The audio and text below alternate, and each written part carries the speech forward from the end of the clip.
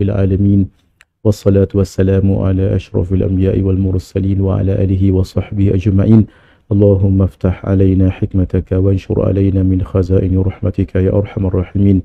رب اشرح لنا صدورنا ويسر لنا أمورنا واحلل عقدة من ألسنتنا يفقه أقوالنا ولا حول ولا قوة إلا بالله العلي العظيم ولا حول ولا قوة إلا بالله العلي العظيم ولا حول ولا قوة إلا بالله العلي العظيم. اللهم انفعنا بما علمتنا وعلمنا ما ينفعنا وزدنا علما ورزقنا فهما. نسألك فهم النبيين وحفظ المرسلين وإلهام الملائكة المقربين واهدنا بهداية العارفين وانشر علينا من خزائن رحمتك يا أرحم الراحمين. اللهم إنا نسألك علما نافعا ورزقا طيبا وعملا صالحا متقبلا. وصلى الله على سيدنا محمد وعلى آله وصحبه أجمعين والحمد لله رب العالمين. بسم الله الرحمن الرحيم. نوينا التعلم والتعليم والتذكر والتذكير والنفع والانتفاع والإفادة والاستفادة والحث على التمسك بكتاب الله وسنة رسوله صلى الله عليه وآله وصحبه وبارك وسلم والدعاء إلى الهدى والدلالة على الخير ابتغاء وجه الله ومرضاته وقربه وثوابه. Alhamdulillah. Syukran jazilan Al-Fadhil Ustaz Pengurusi Majlis yang kita hormati, kita sanjungi Al-Fadhil Ustaz Muhammad Nawawi, pengarah kampus Ilim, kampus Jelebu Negeri Sembilan, tuan-tuan pengarah, pegawai-pegawai, ahli jawatan kuasa dan kaki tangan Ilim seluruh Malaysia. Ahlan wa sahlan wa marhaban bikum untuk siri yang ke-6 dalam pengajian kitab ataupun buku ringkasan sifat 20. Kita akan berpandukan pada kitab ini sampai akhir insya-Allah. Alhamdulillah, kita sudah sampai ke siri yang ke-6 dalam pengajian ringkasan sifat 20 dan kita telah melalui peringkat perbahasan ataupun huraian secara ringkas untuk sifat-sifat zat yang ada pada Allah. Kita tahu sifat yang pada Allah itu ada dua. Satu sifat zat, satu lagi sifat af'al. Sifat zat adalah sifat yang 20, iaitu sifat-sifat yang ada pada zat. Adapun sifat af'al, sifat ini juga ada pada Allah tapi dia ada unsur perbuatan. Contoh, bila kita sebut sifat 20 wujud sampai kaunuhu mutakalliman. Adapun sifat af'al, contohnya Ar-Razzaq, Allah yang maha pemberi rezeki, sebab ada perbuatan memberi rezeki. Al-Hayy, Al-Mumit, Allah Subhanahu wa taala yang mematikan, sebab ada perbuatan mematikan. Begitulah yang lain-lain. Jadi ada sifat zat, ada sifat af'al. Yang kita bicarakan ini bukan sifat af'al tapi sifat zat. Walaupun nanti dalam sifat qudrah, di situ nanti sifat paling dominan, sifat dengan sifat qudrah itu Allah berkuasa melakukan. Melakukan apa? Berkuasa melakukan dalam banyak perkara. Melakukan dalam arti kata, melakukan, mencipta, memberi, menghalang, mengurnia, memberikan faham, menghilangkan, mengawal, menurunkan, menaikkan, begitu. Itu hanya pada satu sifat, iaitu sifat qudrah. Sebelum kita sampai pada sifat hari ini, kita akan belajar dua insya-Allah, iaitu sifat qiyamuhu binafsihi dan wahdaniyah untuk kita selesaikan sifat salbiyah. Baik, kita ulang kaji sedikit. Kita sudah pelajari sifat yang pertama, iaitu sifat wujud. Sifat yang pertama kita sebutkan begitu tu kerana dia letakkan yang pertama. Pada hakikatnya, dari segi wuqu'i ataupun wiqa'i ataupun haqiqi, sifat Allah itu tidak ada 1, 2, 3, tidak ada dahulu, tidak ada kemudian. Sebab sifat Allah itu qadim. Bila qadim maksudnya sedia ada saja zat Allah, maka adalah sifat-sifat ini. Tanpa ada yang dulu, tanpa ada kemudian. Itu namanya tertib haqiqi ataupun tertib wuqu'i ataupun tertib wiqa'i yang sebenar-benarnya. Jadi kenapa ditulis oleh alim ulama usuluddin, ulama ilmu kalam dengan pertama wujud, kemudian kedua qidam, kemudian seterusnya. Itu namanya tertib zikri, tertib senang untuk menyebut. Sebab kalau nak sebut 20 sifat dengan satu saat tidak akan mungkin. Yang kedua, tertib ini disusun dengan sedemikian rupa kerana ini namanya tertib ta'akkuli, secara reasonable, secara akalnya. Kita nak bicarakan sesuatu kena ada dulu, wujud dulu. Sebab itu Allah wujud.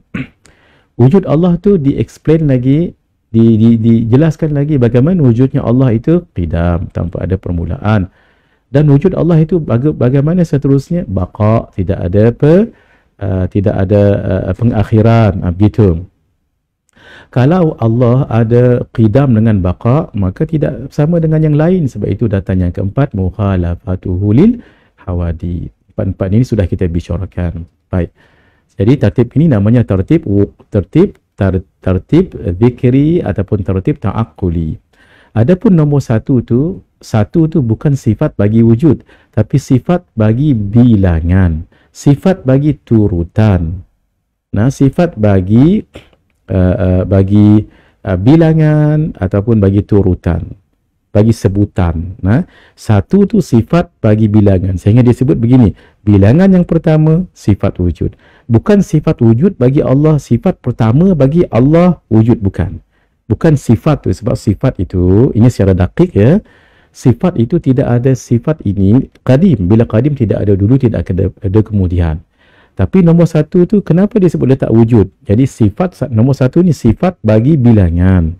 Sehingga kita katakan bilangan yang pertama adalah satu, iaitu wujud. Bilangan yang kedua adalah qidam. Itu sifat bagi hitungan ataupun bilangan.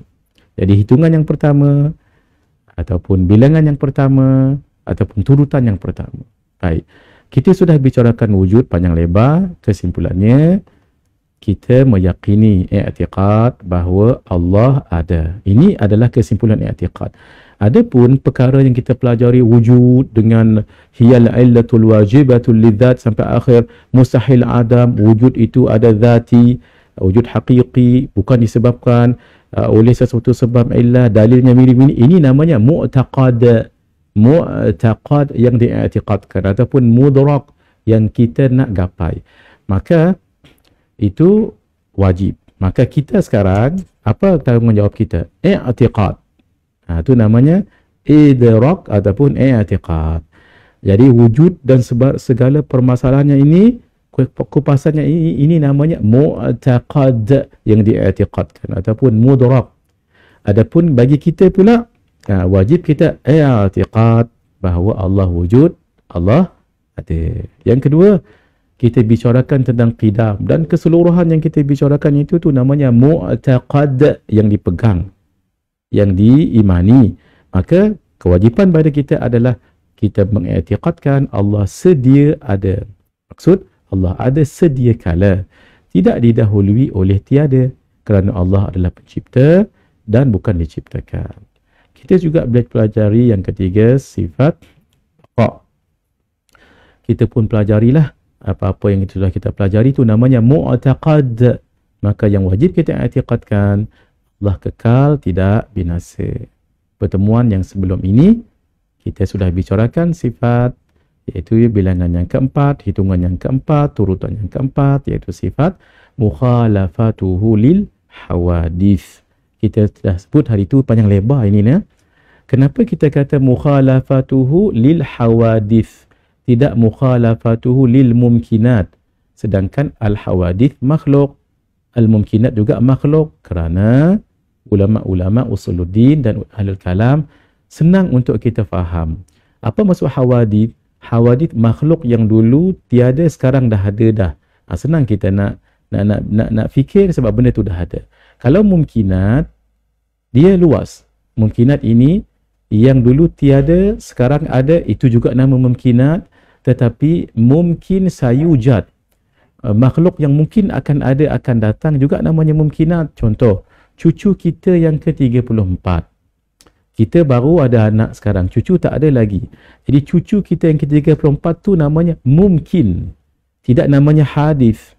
Sebab hadis adalah sesuatu yang dulu tiada, sekarang memang dah ada dah.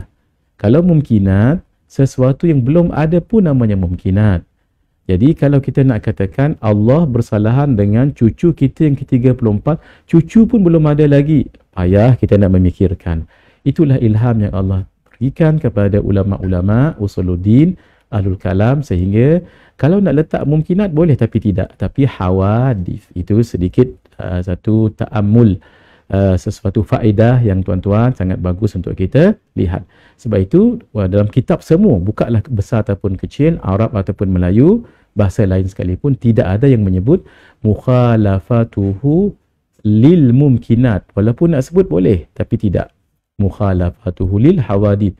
Seingat saya panjang kita bicarakan ini. Kesimpulannya, kita beriktikad Allah tidak sama dengan makhluk dari segi zat, sifat dan perbuatan af'al. Walaupun secara nazir sedikit takkan sama, atau syabih banyak takkan sama, ataupun mathil semuanya sama, tidak. Baik. Alhamdulillahirabbil alamin.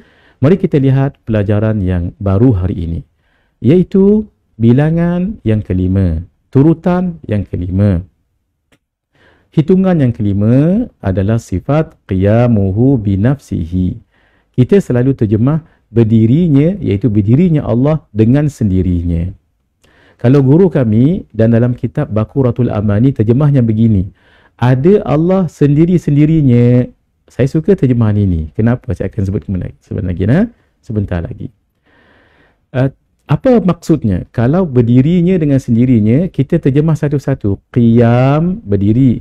Hu-nya. Bi, dengan. Nafsi, sendiri. Hi-nya. Itu yang kita terjemah. Berdirinya dengan sendirinya. Kan saya pernah sebutkan dulu, dalam bahasa Arab itu ada dua. Satu, pengertian, ta'rif.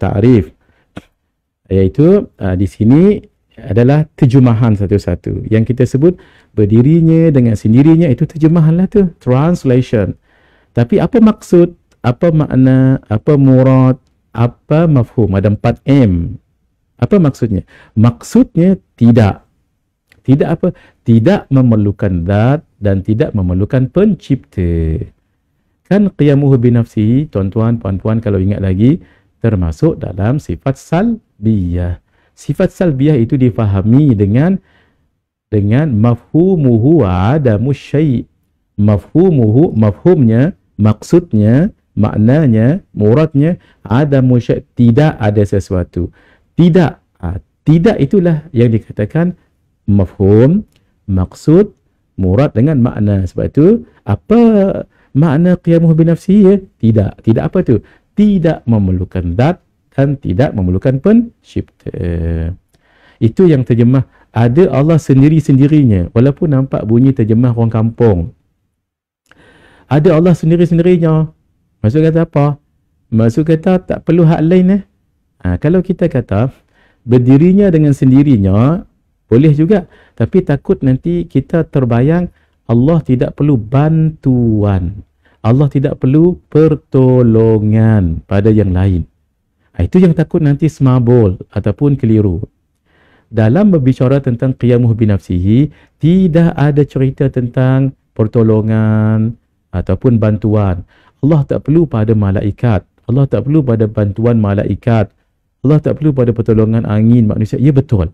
Tapi perbahasan tak perlu tolong ni, itu pada yang tadi tu, iaitu pada mukhalafatu lil hawadith. Sebab itu, yang ini sangat penting guru kita pesan.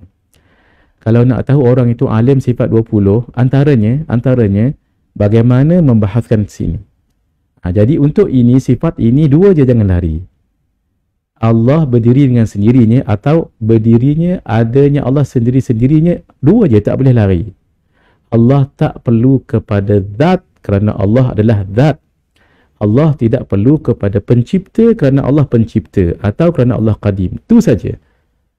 Tak ada cerita tentang Allah tak perlu kepada langit, tak perlu kepada arash, tak perlu pada bumi, tak perlu kepada malaikat, tak perlu pada apa, dalam arti kata tak perlu kepada alat, tak perlu kepada penolong. Itu betul, tapi bukan untuk sifat ini.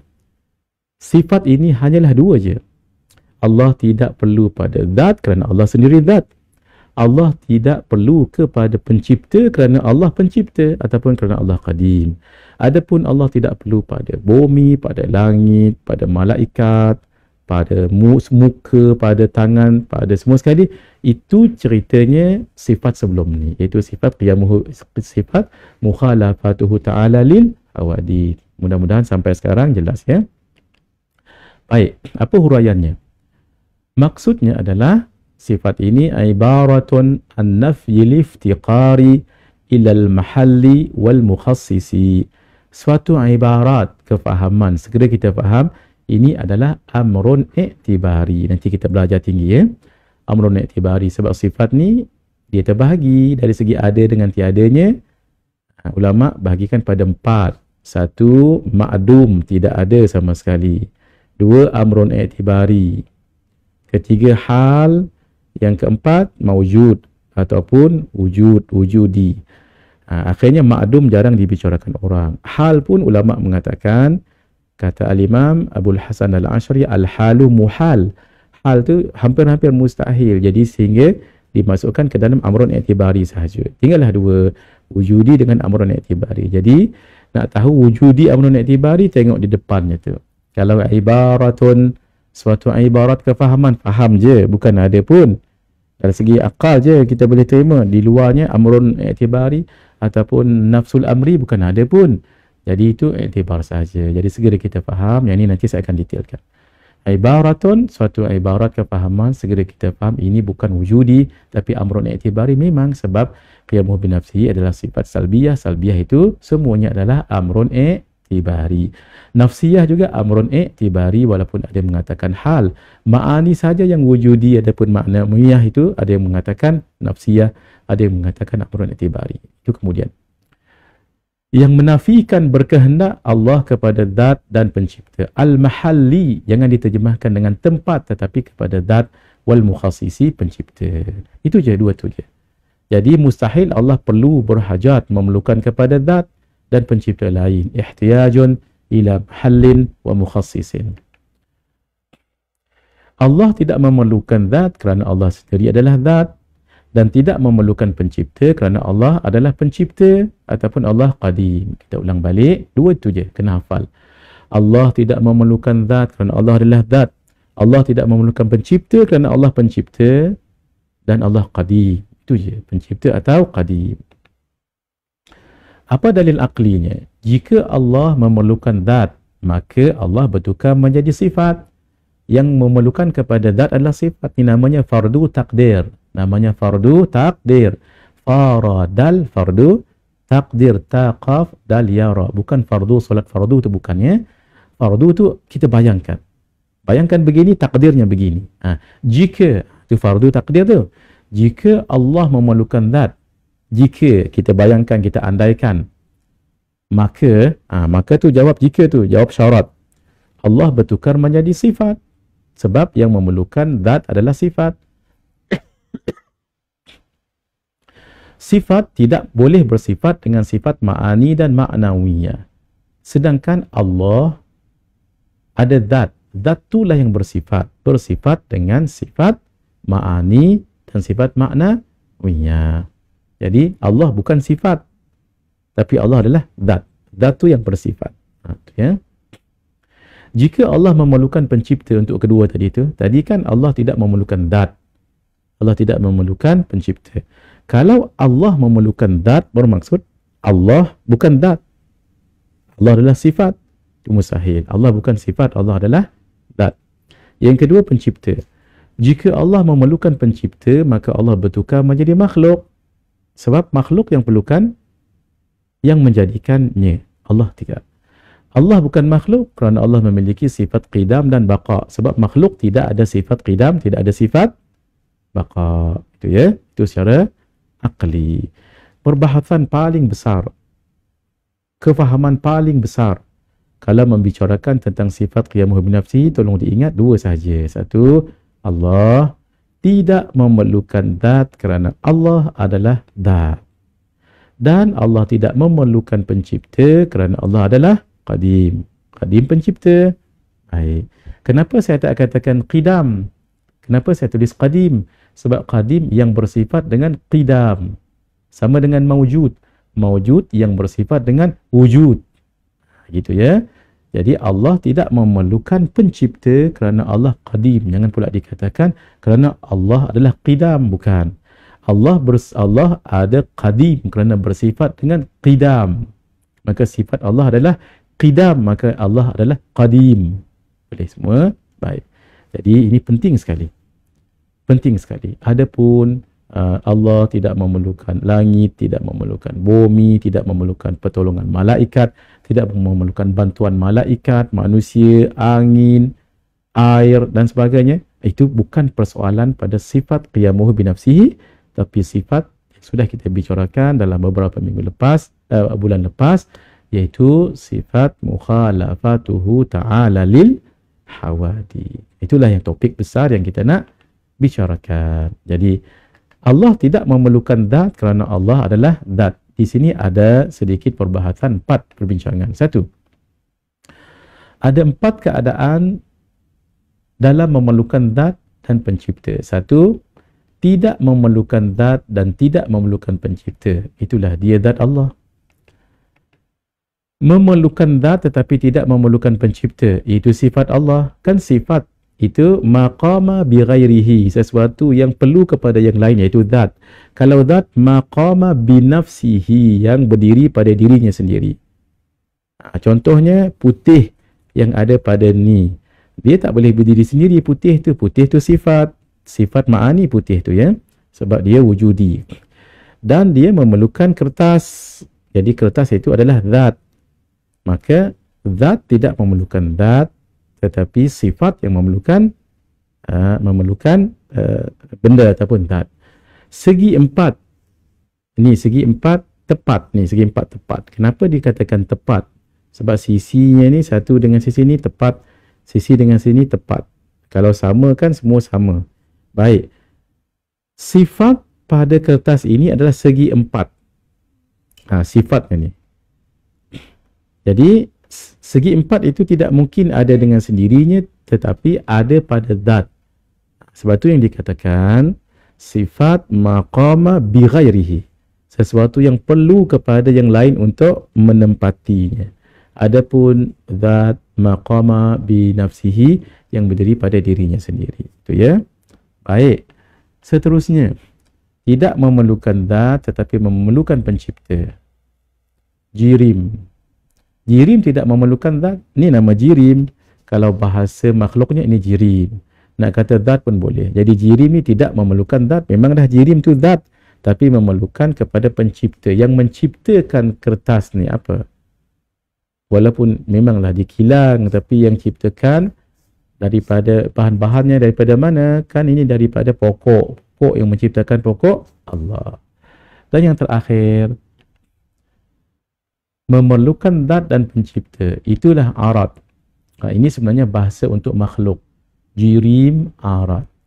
Yang asalnya jirim itu adalah zat, arad itu adalah sifat. Supaya membezakan dengan makhluk. Untuk Allah digunakan zat dan sifat. Untuk makhluk digunakan jirim dan arad. Walaupun nak gunakan jirim, nak gunakan zat dan sifat boleh. Saya bagi contoh. Baik. Pen saya ini adalah zat. Masa yang sama, ini adalah jirim. Dan sifatnya panjang. Ini disebut sebagai arad ataupun disebut sifat. Untuk Allah tidak boleh kita katakan Allah ada jirim, tak boleh sama sekali. Allah ada arad, tak boleh sama sekali. Walaupun asalnya zat itu adalah arad itu adalah sifat. Jirim itu adalah zat. Tetapi istilah jirim dan arad hanya untuk makhluk. Jadi saya ini ada jirim, ni jirim saya ni, dan sifat dan arad. Arad saya macam mana? Gelap, tinggi, lebar, lembut. Pada masa yang sama, badan saya juga ini dipanggil zat. Dan hitam, putih, lembut, licin, kasar, tinggi, rendah. Itu adalah sifat. Boleh diguna saya untuk zat, sifat boleh. Tapi ulama kata untuk membezakan dengan Allah, Untuk Allah kita gunakan zat dan sifat. Untuk makhluk digunakan jirim dan arad. Walaupun jirim itu juga sebenarnya zat. Arad itu juga sebenarnya sifat. Boleh hadirin? Alhamdulillahirrabbilalamin. Dan ini paling penting, ini antara yang penting membetulkan pemahaman terhadap sifat qiyamuhu binafsihi. Ini disebutkan oleh Tok Faridah. Tok Faridah iaitu Syekh Wan Ahmad Zain Al-Fatani dalam kitabnya Faridatul Faraid fi Ilmil Aqaid. Saya syorkan tuan-tuan belikan kitab ini. InsyaAllah nampaknya asatidah, ustaz-ustaz dan ustazah-ustazah ada kitab ini. Tok Faridah ini. InsyaAllah mudah, bahasanya mudah. Kalau banding dengan kitab Bakuratul Amani Syekh Wan Ismail Al-Fatani agak payah sedikit Bakura. Tapi untuk memahamkan lebih baik baca dulu kitab Faridatul Faraid. Sangat barakah kitab ni. Diajar di mana-mana. Masya Allah ya. Baik. Jadi kata beliau dalam kitab Faridah saya ambil. Sifat qiyamuhu binafsihi bukanlah bermaksud Allah boleh menguruskan sesuatu dengan zatnya sendiri. Saya sebenarnya bahasa Faridah ni agak bahasa klasik. Saya ubahkan sedikit, lembutkan sedikit, lenturkan sedikit menjadi bahasa agak moden. Sifat qiyamuhu binafsihi yang kita belajar sekarang bukanlah bermaksud Allah boleh menguruskan sesuatu dengan zatnya sendiri tanpa memerlukan bantuan atau pertolongan daripada yang lain. Bukan. Ia hanyalah bermaksud dua je yang tadi. Allah tidak memerlukan, kalau bahasa klasik, tidak berhajat kepada zat dan tidak perlu kepada pencipta. Itu je. Tak ada cerita tentang bantuan, pertolongan yang kita ulang tadi. Mahal kan kita terjemahkan tadi maksudnya la yahtaju ila mahallin wala mukhassisin. Mahal tu jangan diterjemah sebarang. Mahallun hendaklah diterjemah dengan zat, bukan tempat. Kerana tempat merujuk kepada makan. Kepada makan. Makanun, itu baru tempat. Kalau mahallun itu adalah mahal adalah zat. Itu. Oleh itu huraian seperti satu, Allah tidak memerlukan tempat. Dua, Allah bukan berada di atas di langit atau arash. Dua, Allah bukan berada di suatu tempat. Tiga, Allah ada tanpa tempat. Empat, atau mustahil Allah berada pada banyak tempat. Ni ada 5 contoh kita bagi kat sini. Sengaja saya letak banyak contoh ya. Seumpamanya adalah huraian untuk sifat mukhalafatuhu lil hawadith. Tetapi bukan untuk sifat qiyamuhu binafsihi. Sebab untuk qiyamuhu binafsihi hanyalah dua je. Allah tidak perlu kepada zat kerana Allah adalah zat. Allah tidak perlu kepada pencipta kerana Allah pencipta, atau kerana Allah adalah qadim. Baik, kesimpulan yang kita belajar tentang mu'taqad tadi tu. Kesimpulannya kita kena i'tiqad. Apa i'tiqad kita? I'tiqad kita tidak berbelah bagi 100%. Allah tidak berhajat. Itu bahasa klasik. Allah tidak memerlukan zat kerana Allah adalah zat. Dan dia tidak berhajat, tidak memerlukan kepada pencipta kerana dia Allah adalah pencipta, ataupun kerana Allah adalah qadim.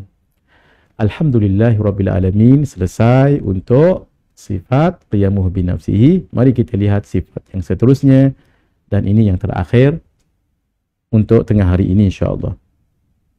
Baik. Bilangan yang keenam, turutan yang keenam,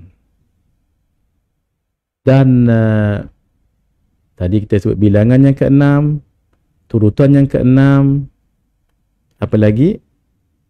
Bilangan yang keenam, turutan yang keenam. Yang penting jangan sebut sifat Allah yang keenam, jangan. Tuan-tuan, kita secara dakik ni kalau mengajar orang awam, tak apa, boleh. Ini secara dakik. Sebab 6 tu bukan sifat untuk wahdaniyah. Sebab wahdaniyah tidak ada turutan. Kerana wahdaniyah itu sifat. Sifat Allah itu qadim. Qadim tidak ada dulu, tidak ada kemudian. Jadi nombor 6 ini bukan sifat untuk wahdaniyah, tapi sifat untuk bilangan, lagi hitungan, lagi turutan 3 tu. Tu ya. Wahdaniyah artinya terjemahnya esa. Tunggal pun boleh, tapi esa tu sangat tepat. Kenapa esa tu sangat tepat? Kita secara akal saja ya. Kalau orang Kelantan, kalau bilang sesuatu ya, hitung sesuatu, 0, 1, 2, 3, 4, 5, 6, 7, 8, 9, seterusnya. Kita boleh juga kecek sikit-sikit. Kalau bahasa Kelantannya, boleh jugalah. Moga kita dulu mengaji ramah sains-sains daripada Kelantan. Jadi kita pun minat jugalah. Jadi koho-koho, boleh jugalah kecek sikit-sikit. Tambah makan budu lah kita. Tak sengaja makan budu. Ketika ziarah Tok Guru dekat Rantau Panjang, ada ke Rantau Panjang? Di Kelantan tu, kami nak ziarah Tok Guru, Baba Zik, kami panggil Abdul Aziz, Baba Zik, Waif Tani meninggal dah. Jadi, nak sapa di Rantau Panjang tu, singgah dulu rumah sains. Dia pun ajak minum pagi, makan pagi. Rupa-rupanya dia sediakan budu. Hamba tak makan budu. Jadi, tapi dia panah, dia modified. Jadi, kita bila makan tu sedap. Kita menambah, nambah. Makan nasi kerabu waktu tu. Lepas makan tu, kami duduklah minum-minum di way tamu tu. Jadi dia royak, Ustaz makan tadi tu, hak tu lah budu. Astagfirullahalazim. Jadi, termakan budu. Bukan kata tak molek, boleh. Ada orang tak makan budu. Tapi bukan kata haram, silakan. Budu ni Masya Allah sedap punya. Tapi kalau orang tak makan budu, jangan royak ni budu. Saya di tempat kami tu, ada nasi kerabu sedap molek. Boleh kata paling sedap lah di kawasan kami sekali ni. Saya makan. Dan dia berbudu dalam tu. Tapi jangan royak budu. No, berbudu. Sedap Masya Allah. Jadinya, orang Kelantan sebelah Fatani, kalau kira dah. 1, 2, 3, 4, 5, 6. Sebelum tu, 0. Saya pun tak tahu, boleh tanya orang Kelantan nantinya. Mai mana perkataan esa tu, mai mana tu? Kita tak tahu. Wallahualam yang saya wakil orang Kelantan. Jadi bila kita bilangnya, hitungnya 0, 1, 2. Bila sebelum sa ada 0. Selepas sa ada 2. Tapi nombor esa ni mai mana? Ada tak sebelumnya nombor esa tu? Setakat yang hamba tahu tak ada. Kalau ada, tolong royak deh. Setakat hamba tahu ni tak ada. Esa nombor sebelumnya tak ada. Esa selepasnya tak ada nombor. Kena sangat lah. Moga Allah tak ada mula, tak ada pengakhiran. Wallahualam, waktu saya mikir-mikir sendirilah, tak ada guru ajar lagu ni. Mudah-mudahan betul lah.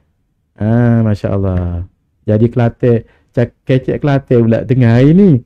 Hamba bukan pandai sangat. Maaf ya kalau dah salah silap tadi tu. Tengah-tengah hari ni Masya Allah. Jadinya, sifat bilangan yang ke-6, turutan yang ke-6, susunan yang ke-6 adalah sifat wahdaniyah. Ertinya, terjemahannya esa. Kalau nak terjemah sa, sila ya. Tapi hak moleknya, esa. Tunggal pun tak apa. Tapi paling bagus esa. Sebab bila sebut esa, tak ada nombor sebelum, itulah qidam. Tak ada nombor 11, itulah baqa. Masya Allah. Apa maksudnya 4M? Apa maksudnya? Apa maknanya? Apa mafhumnya? Apa muradnya? Tidak. Apa maksud tidak? Tidak berbilang. Tidak banyak. Tuan-tuan, kita dah ulang banyak kali. Kalau sifat salbiyah, ertinya kita terjemahlah. Apa maksud 4M? Maksud, murad, mafhum, makna, mesti tidak. Allah tambah tidak apa?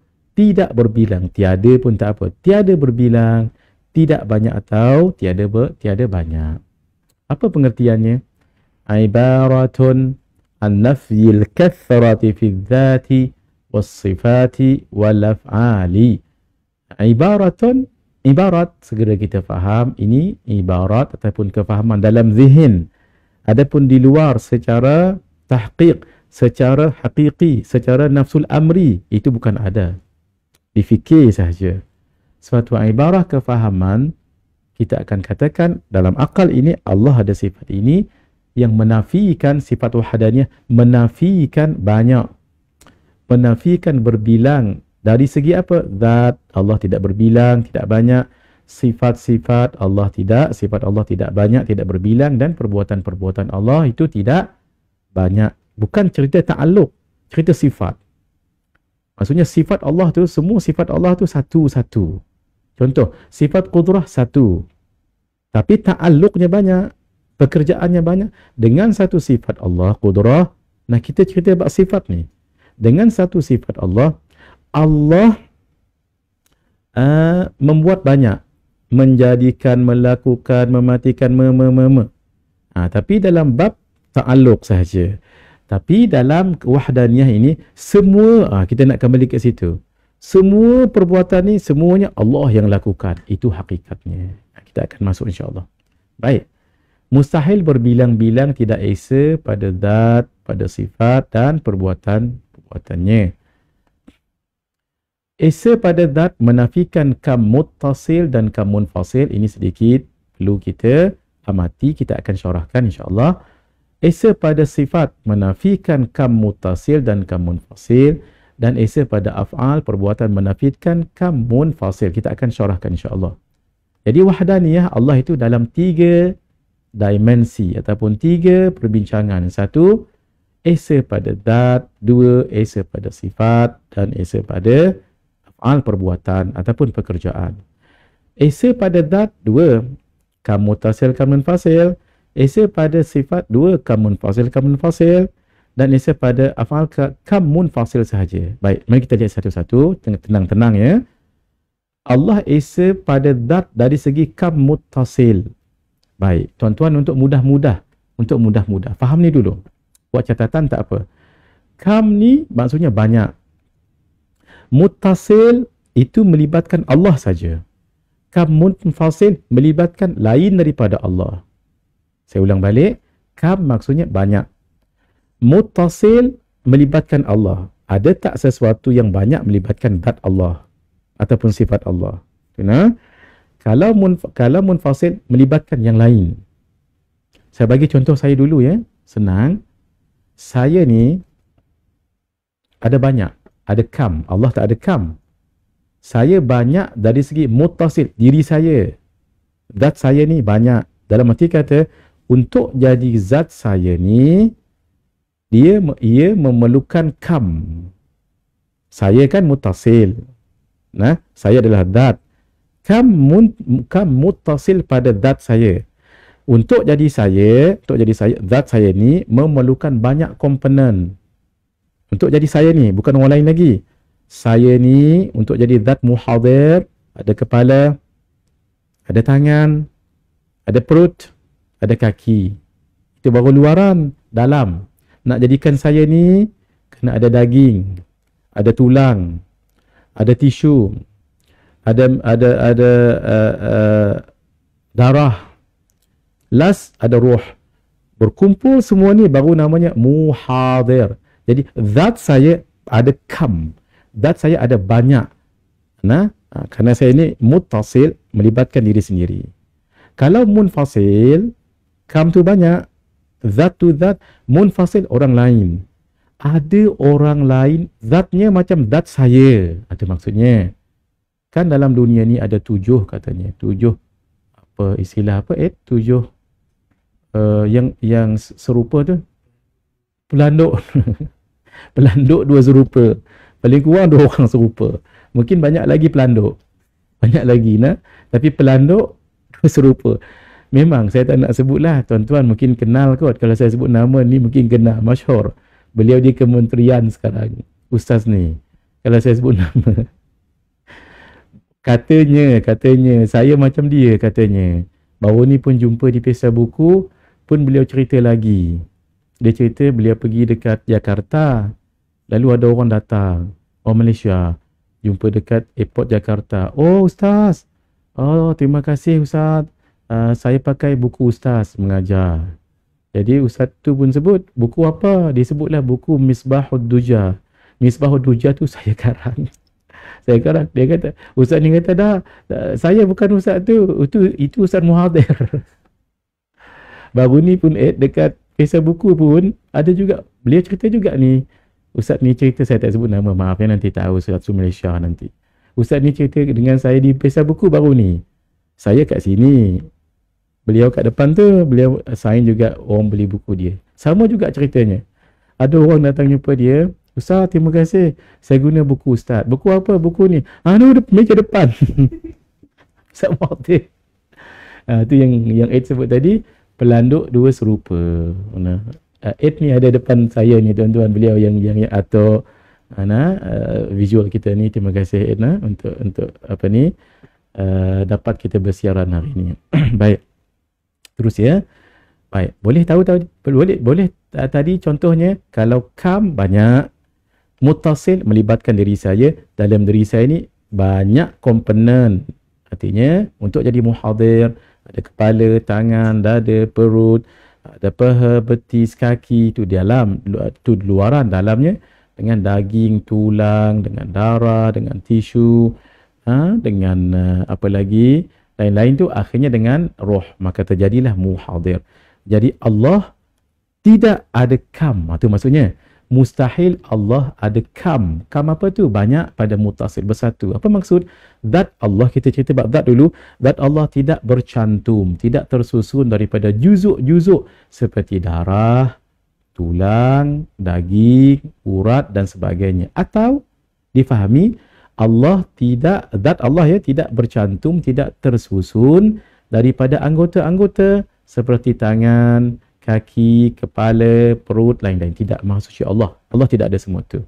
Jadi itu kam muttasil yang melibatkan Allah. Melibatkan yang lain pula, mungkin tuan-tuan dah boleh jawab. Maksud, tidak ada Tuhan lain, tidak ada zat lain yang serupa dengan zat Allah. Tu je. Hafal tu je ya. Apa dia hafal kena penting tadi? Muttasil, diri sendiri. Maksudnya zat Allah. Kalau munfasil, selain daripada Allah. Sekarang sifat pula. Ni cerita bab sifat ya. Baik. Apa maksud Allah ternafi daripada kam muttasil? Maksud, kam tu banyak. Tak mungkin ada banyak pada Allah. Tapi pada sifat, maksud Allah tidak mempunyai dua atau lebih sifat yang sama seperti dua atau tiga qudrah. Tak. Qudrah satu je. Iradah satu je. Dan lain-lain. Itu maksudnya ya. Itu nak ceritanya wahdaniyah. Baik. Kalau kam munfasil, rasanya tuan-tuan boleh agak dah jawapannya. Sebab kalau mutasil, Allah, melibatkan Allah, ini melibatkan selain daripada Allah. Jadi selain daripada Allah dalam kam munfasil, tidak ada zat lain yang serupa dengan sifat Allah. Kan kita cerita tentang sifat sekarang. Boleh ya? Dan yang terakhir af'al. Af'al satu je. Allah ternafi daripada kam munfasil. Apa maksud kam munfasil tadi? Selain daripada Allah. Kan? Tak mungkin. Apa maksudnya? Apapun yang tidak ada perbuatan lain terlibat dalam perbuatan Allah. Hakikatnya, semuanya perbuatan daripada Allah. Maksudnya, yang lain tu tidak ada kena-mengena dengan zat Allah. Kenapa tidak ada kam munfasil? Tidak ada kam muttasil? Sebab, memang Allah yang melakukan banyak semua tu. Nah, yang dinafikan bukan kam muttasil tapi kam munfasil. Maksud, selain daripada Allah, tidak ada kena-mengena dengan perbuatan Allah. Hakikatnya, hakikat. Apapun yang berlaku dalam dunia ini, walau zarrah bergerak sekalipun, hujan setitik jatuh, demikian angin yang bertiup, ataupun daun yang berjatuhan, apapun yang berlaku, buah mangga dulu tak ada, kemudian jadi bunga, bunga tu jadi buah, buah tu jadi hijau, hijau tu jadi kuning, tak dia makan orang jadi coklat, akhirnya dia jadi rosak, jadi hitam. Yang lakukan itu Allah semuanya. Apapun dalam yang berlaku dalam dunia ni, hakikatnya Allah yang melakukan. Hakikatnya. Hakikatnya. Contoh, kita makan, hakikatnya Allah yang bagi. Sebab Allah yang bagi kekuatan makan. Hari ni nak makan lamb chop. Kawan lain pula makan lamb grill sebab pergi ke western, makan western. Hakikatnya siapa yang memilih tu? Hakikatnya. perbuatannya adalah Allah, baik ataupun buruk. Nah, hakikatnya cuma kita sebagai adab kita sebut begini, tuan-tuan, lepas kita nak habis berceramah ni semua yang baik itu datang daripada Allah, yang buruk kelemahan saya sendiri. Itu secara adab. Walaupun hakikatnya daripada Allah. Tapi jangan kita fikir kita ini, kalau begitu semua datang daripada Allah. Ya, betul hakikatnya. Tapi Allah bagi kita akal untuk memilih. Sebab itu, kalaulah yang ada pada tangan saya ini racun. Kalau saya minum, ya, itu hakikatnya pilihan daripada Allah. Kalau saya tak minum juga hakikat daripada Allah. Tetapi Allah bagi kita akal. Kalau saya minum, boleh mematikan racun. Kalau saya tolak, buang, curahkan, tahuk, buang.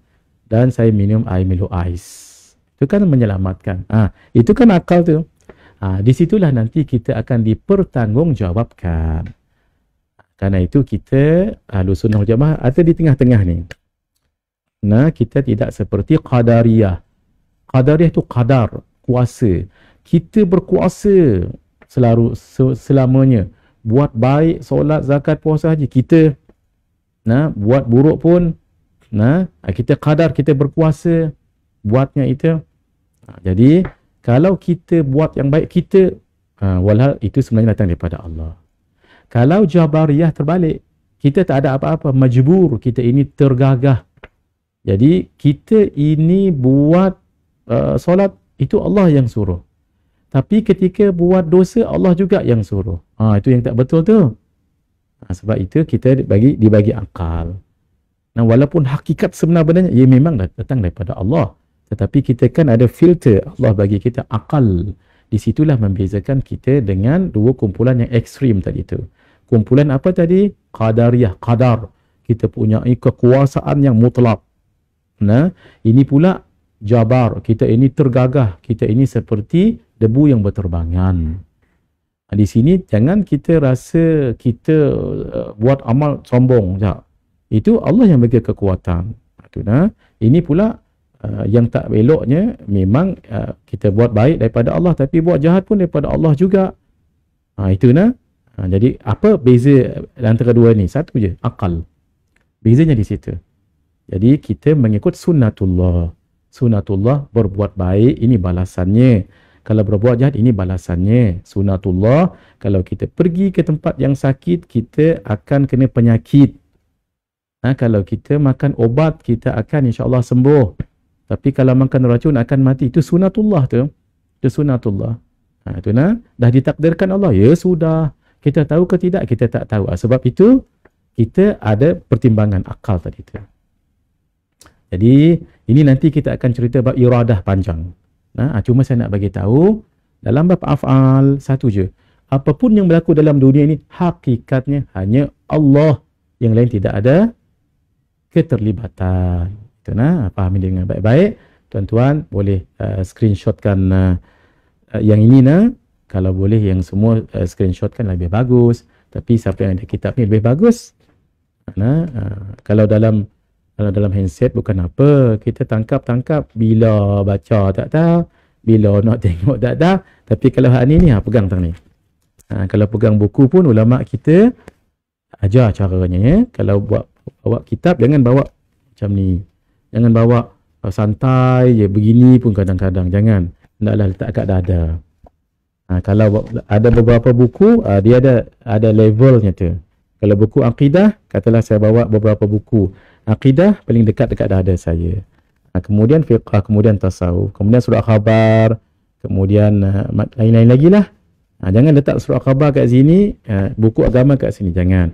Kalau Quran dekat sini, Quran kat sini.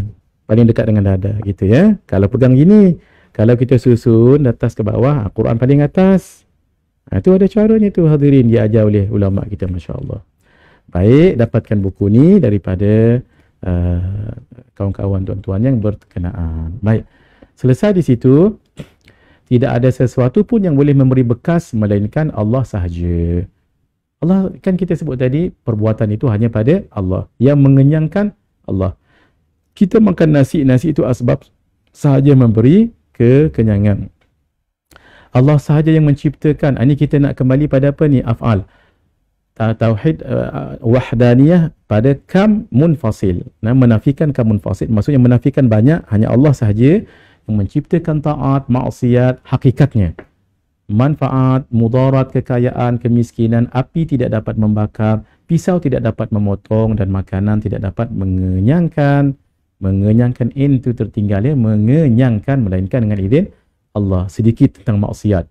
Orang yang buat maksiat, jangan kata ini dah Allah dah tentukan saya begini ni. Belum tentu. Memanglah Allah yang secara hakikatnya. Tetapi kan Allah bagi kita akal. Nah, sesuatu itu kalau dah berlaku baru boleh kita sebut. Selama mana tidak berlaku, tidak boleh kita katakan. Contoh ya, kita duduk santai macam ni. Nah, kenapa ni tak solat ke? Kan Allah dah tentukan syurga dan neraka. Memang betul. Persoalan, kita tahu tak apa yang ditentukan oleh Allah? Sebab itu, kita kena solat. Kenapa? Kamu yakin betul lah Allah sudah tentukan syurga dan neraka? Ya? Kenapa kamu yakin? Sebab Allah yang tentukan. Saudara, Allah yang sama juga menyuruh untuk kita solat. Kenapa kamu tak nak solat? Kan di situ kontradik. Tadi beriman, nampak beriman betul yang Allah sudah tentukan. Dan itu hakikatnya. Persoalan kita tahu ke tak? Tak kan? Dan Allah yang sama, Tuhan yang sama menyuruh kamu untuk tinggalkan maksiat, buatkan taat, kenapa tak buat? Itu kan kontradik. Jadi iman itu begitu, iman pilih-pilih namanya. Sama juga dengan maksiat. Ulama kata begini, kalau dah berlaku maksiat itu dari segi hakikat, kita mengatakan itu memang sudah ditentukan Allah, itu boleh kata ulama. Tetapi jangan sampai untuk kita nak melepaskan diri daripada perkara itu. Nah, dari segi takdir, itu ya, Allah sudah takdirkan dalam ta'alluq tanjizi qadim. Tetapi tidak boleh kita katakan ini Allah yang menjadikan begini ni. Secara hakikat tidak mengapa, tapi secara contohnya mencuri, berzina, minum arak, Allah yang suruh, ini tidak boleh. Itu nah. Jadi pelajaran ini sangat penting. Sebab apa? Sebab Allah sudah tentukan betul. Tetapi kan Allah yang kita yakin sudah menentukan, sangat-sangat kita pegang, Allah juga yang menyuruh jangan berbuat maksiat, arak, zina, judi dan sebagainya. Kamu buat juga, maka kamu bertanggungjawab. Baik, jika Allah bukan Esa, jika Allah bukan Esa, maka dia banyak. Ia menunjukkan banyak tu, menunjukkan dia lemah. Jika dia lemah, maka makhluk tidak ada. Kan makhluk dah ada dah sekarang ni. Jadi persoalan tentang takdir ni, tentang maksiat, tentang taat ini sangat mendalam. Kita akan dalamkan nanti kupasannya bila sampai kepada sifat ma'ani, iaitu iradah. Jadi kalaupun kita lihat orang itu mungkin buat maksiat sekarang, siapa tahu takdirnya selepas seminggu jadi orang baik, selepas sebulan jadi orang baik. Sama juga orang yang buat taat, siapa tahu mungkin nanti tak jadi baik. Karena itu kita selalu minta pada Allah. Allah dah tentu tak? Dah tentu tak kita syurga neraka? Sudah. Persoalan kita tahu tak? Tak. Satu. Kamu yakin Allah sudah tentukan? Ya. Bersungguh-sungguh? Ya. Kerana siapa? Kerana Allah yang tentukan. Allah tu berkuasa kan? Ya. Allah yang berkuasa juga menyuruh kita buat taat, tinggalkan maksiat. Fail lah. Kita kena tinggalkan maksiat, kita kena buatkan taat.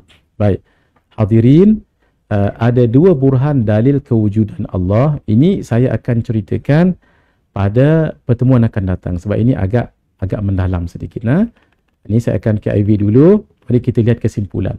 Kesimpulan kita belajar sifat wahdaniyah adalah kita beriktikad seyakin-yakinnya Allah Esa pada zat, Allah Esa pada sifat, dan Allah Esa pada af'al perbuatan.